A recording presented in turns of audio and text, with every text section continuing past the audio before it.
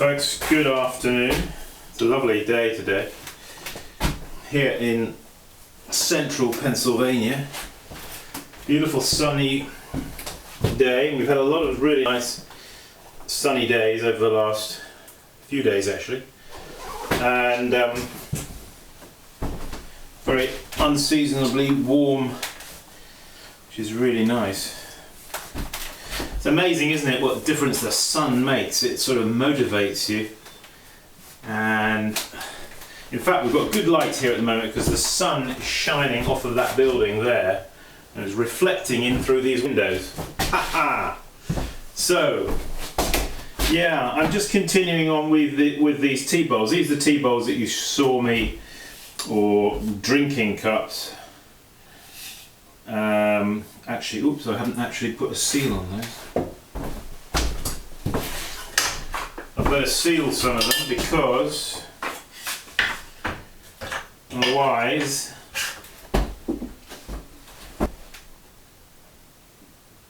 I don't want them to get too hard.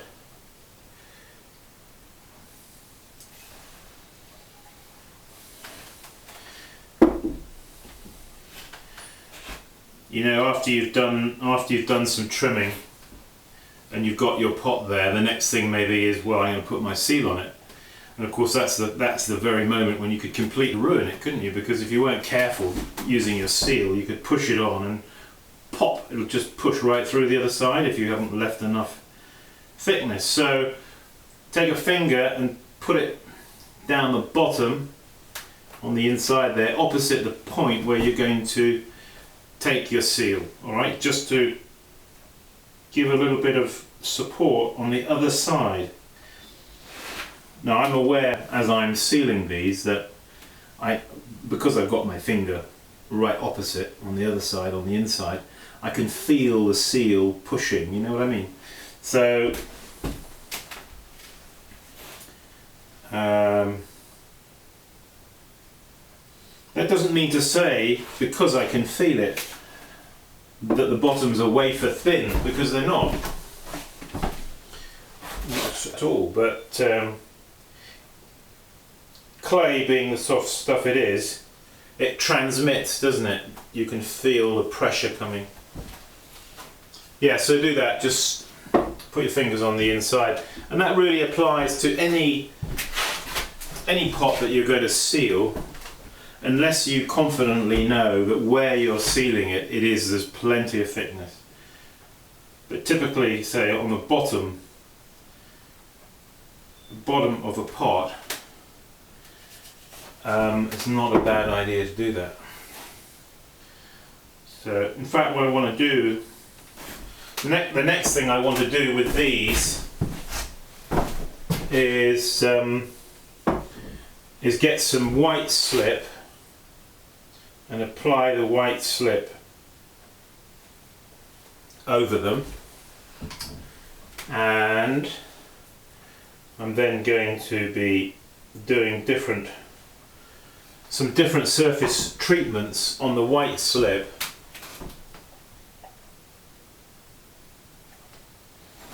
I'm going to be doing some Hakeme, using a Hakeme brush, but I'm also going to be dipping a few. Well, let's just, I'm basically playing around, you know. Okay, that's good, they're all sealed. That's good, get that out of the way. Actually, what I need to do is mix up some of the white slip which I've got down here in a bucket on the floor. So let's incline the camera down there, and then you can see what I'm talking about. All right, as you can see, there is a bucket of white slip.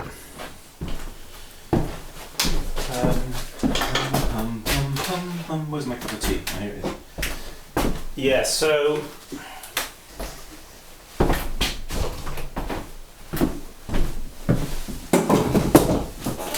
if you've got a bucket of slip like this, and this hasn't been mixed up now for a while, so it's probably sedimented out, you know. and rather than wear my wrists out with a piece of wood trying to stir it, not a bad idea to get one of these guys, you know. Just takes some of the labour out of it.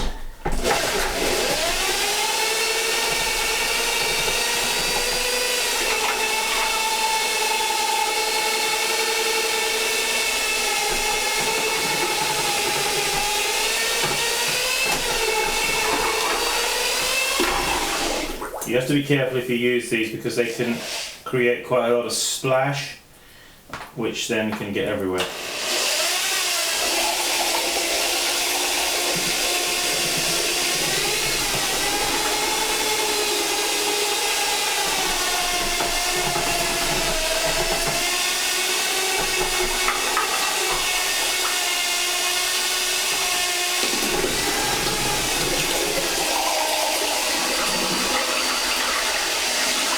As you bring it out closer to the top, you slow down the speed.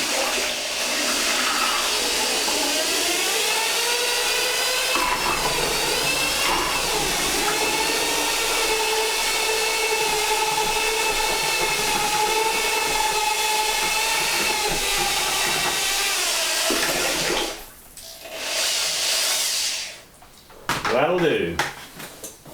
So I've got some white slip there now mixed up. White slip, Mr. Leach, you might think. Well, what is white slip? Well, it's basically a liquid clay that has no iron in it really. It's in fact this is. I should have the recipe on it. If I was a good boy, I always mark your buckets, by the way. White slip, B mix. It says B mix 10 pounds. It's 10 pounds of B mix and China clay 2 pounds. It's basically B mix with a little bit of China clay added. So now then, I'm going to get myself a sponge.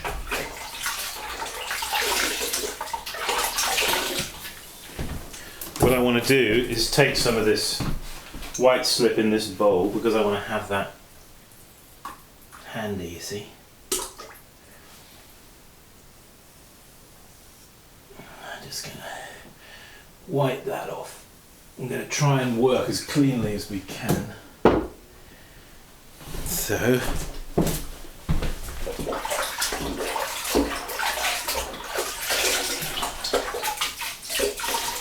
have the sponge handy. Now then, we're going to just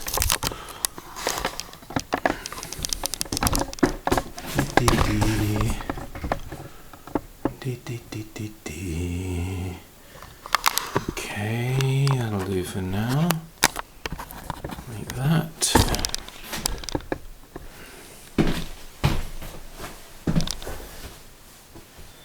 So yeah.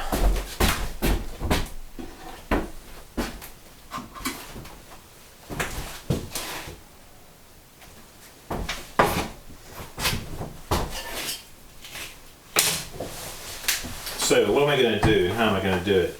That's the next question. Well, there's different things you can do with white slip. Okay, you can just take your tea bowl and dip it into the white slip. Alright? Why don't I just do that quickly, I'll just do that one immediately. Alright.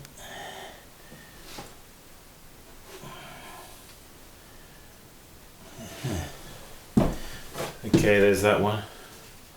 We just dip that one. I didn't double dip it, so it's just on the outside. I should mention, of course, that the best time to do this kind of work is when the pots are like leather hard or a little bit on the dry side of leather hard. So these are just right for that. Now I actually want to also do. So that there is one way we could do it. Now I can finger wipe that. Okay, when it gets a little bit, when it's gone off a little bit, I can finger wipe it. I can let it go even further and scratch through it with a tool like a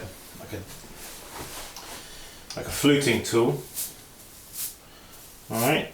So, in fact, I'm going to move that fella. Put him down over here, out of the way. So I'm going to use the white slip, my Hakeme brush, and I want to so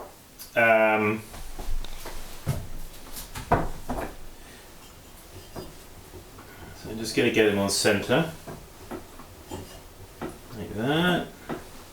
I'm going to take this little pot. Now you can use any pot like this.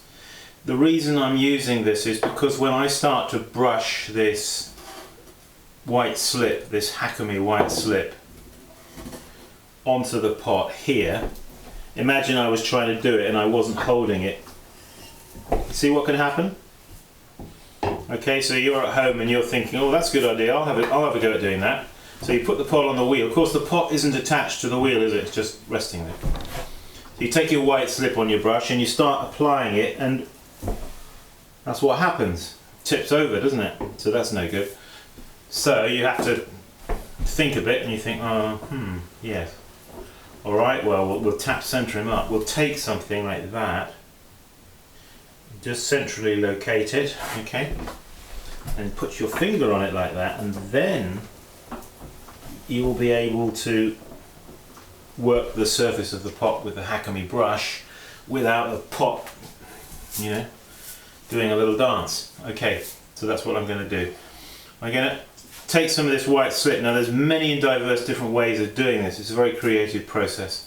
It's one I like very much, but we're going to just dip the pot in the water. Why do I dip the Hakeme brush in water first? To wet it. What a dumb question. No, yes, to wet it. But why do we want to wet it? Because when you dip it into the clay here, if you don't wet it, it will get claggy all on the end of the brush. You know, it becomes very, all the bristles become all stuck together, clogged together. You don't want that. All right. So we're just wetting it to reduce any absorbency tendency to absorb that these pieces of grass might have. All right. Okay. Here we go. I'm going to dip the brush here in the white slip. Now this is a very direct process that you don't want to hesitate. You really don't. Well, I'd probably make a fool of myself. Oh, look at that. You see, I've already gone off.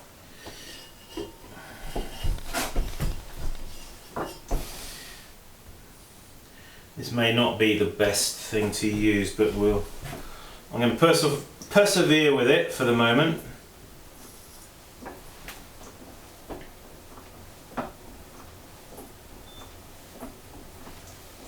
The idea, or what I particularly like, is to get a rather random effect using this technique. By not having the speed of the wheel going around too fast either.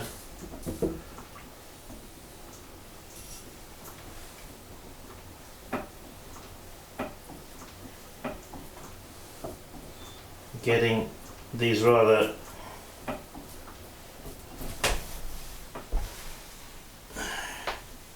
okay, that'll do for one.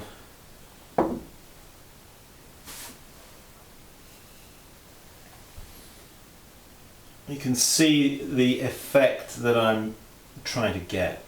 Alright, so I'll put that one down. Get another one. I'll do one more of those. Let me bring the camera in. I know you like that close angle, don't you? Hang on, where's my little tripod? Oh, wait a minute. Maybe I can just get away with using a zoom, Mr. Leach. Wonderful technology. See, if I bring it into about there and then bring in the zoom, give you the same. How's that? We don't want to go too close, do we? Otherwise you'd be getting dizzy.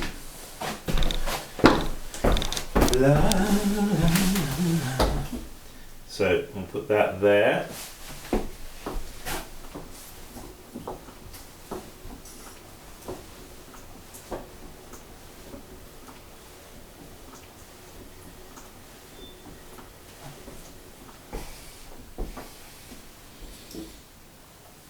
Now, it's a question of knowing how much to do.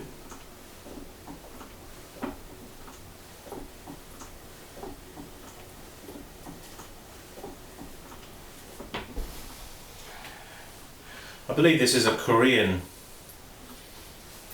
The Koreans are rather fond of using white slip.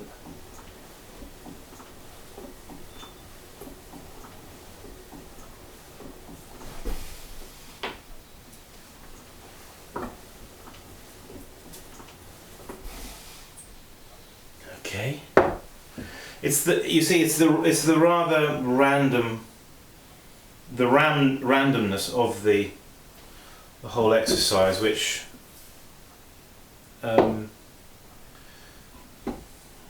produces these rather nice qualities. We'll try and follow these through to finish.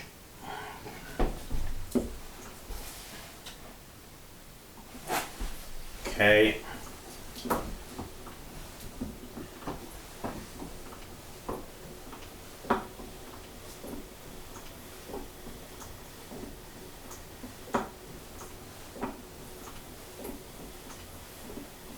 You really don't want the wheel to be going around too fast when you do this.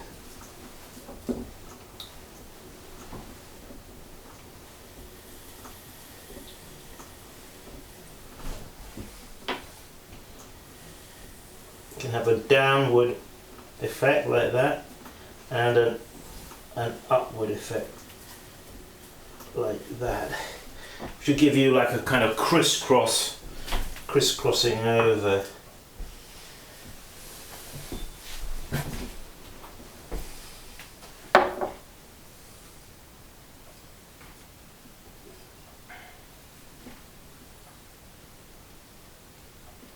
It's quite nice. It's a bit like when you come to do the decoration on the pot.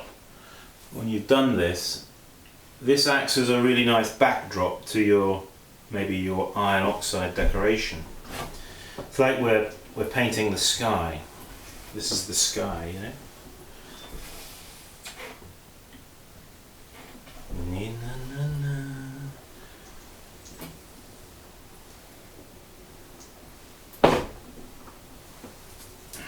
So,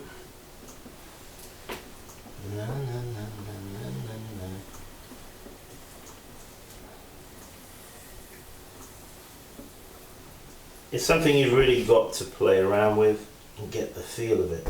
Can you see a sky there? Can you see clouds? Can you see wind?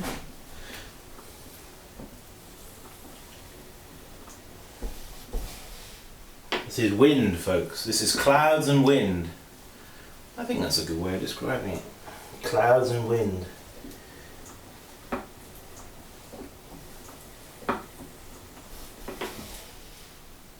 Yeah, clouds and wind.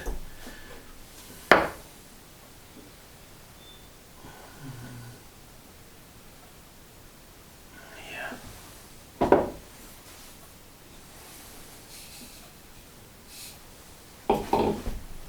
Now these actually do work. If your clay body is dark in colour, this one isn't particularly actually, but if it's dark in colour, in other words, after it's been fired, if it comes out a rather dark colour, you've then got this white slip on top of a dark body, so you get a contrast, if you see what I mean, between the white slip and the darkness of the clay body. If your clay body is rather light in colour, which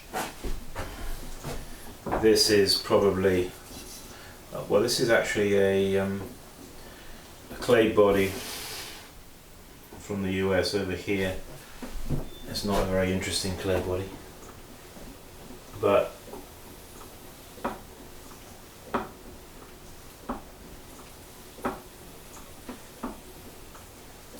got to get the feel of this, you see.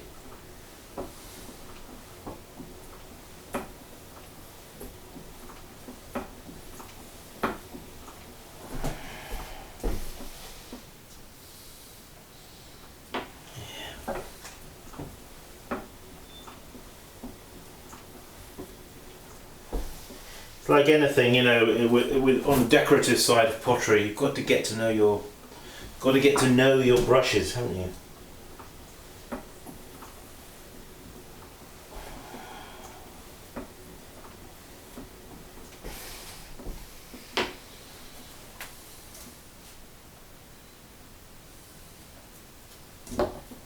It's vital that you get to know your brushes, and then when you can get to know them, you can.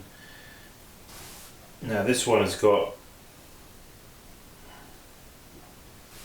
went down there on the foot. All right, well,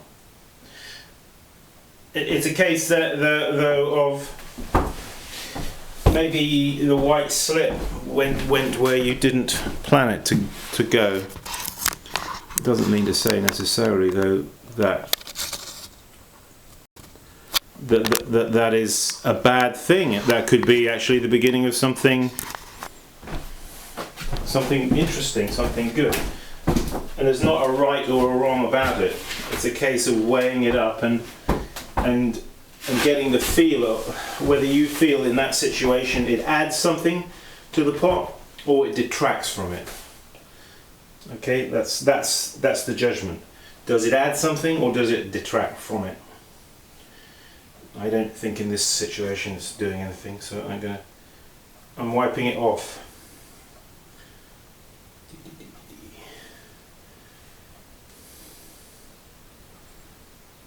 See, everything's got to be, you have to consider it and weigh it up. It doesn't mean to say it's good just because it happened to do that. It might not be good. But you have to know the difference between whether it's good or not.